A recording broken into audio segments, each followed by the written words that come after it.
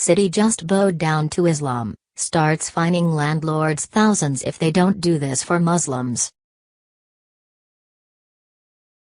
And just when you thought human stupidity couldn't get any worse, along comes Canada.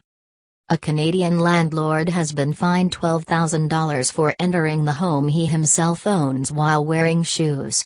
The issue seems to be that the tenants who were living there were, of course, disciples of the so-called religion of peace. The peace-loving renters claim to have been humiliated by the homeowner's so-called discretion. So a Canadian tribunal thought it was fair to award the scumbag Muslim renters $12,000. 52-year-old John Alabi from Brampton, who is a Christian, explained how he went above and beyond trying to accommodate the Egyptian-born couple who lived in the apartment for only 2 months. The foolish renter went on to explain that he just sees everybody as human beings like himself. So because of this, he took them in. He went on to add that they all got along with no issues, but that all of a sudden he was branded as a racist.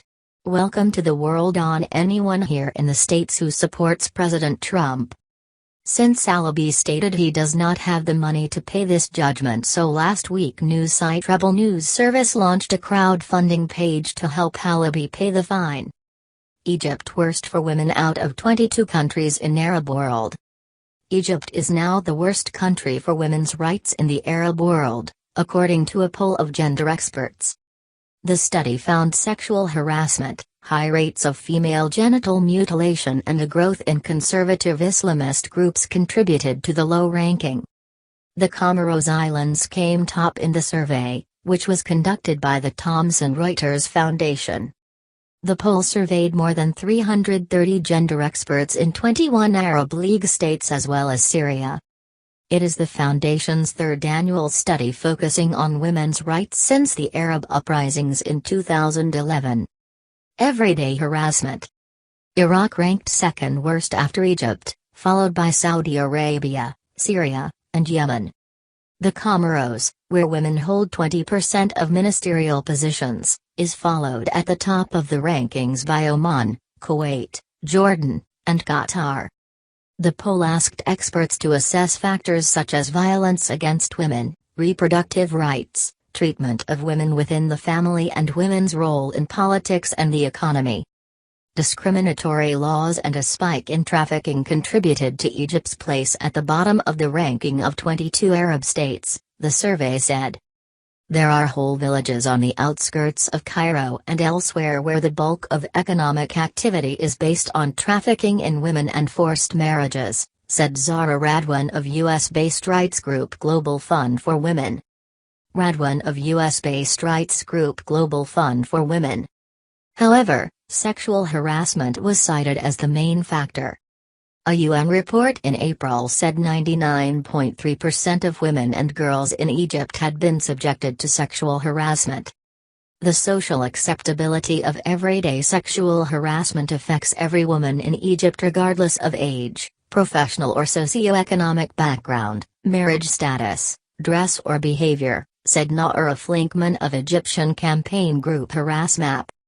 Meanwhile, the survey said Iraq was now more dangerous for women than under Saddam Hussein, with women disproportionately affected by the violence of the past decade.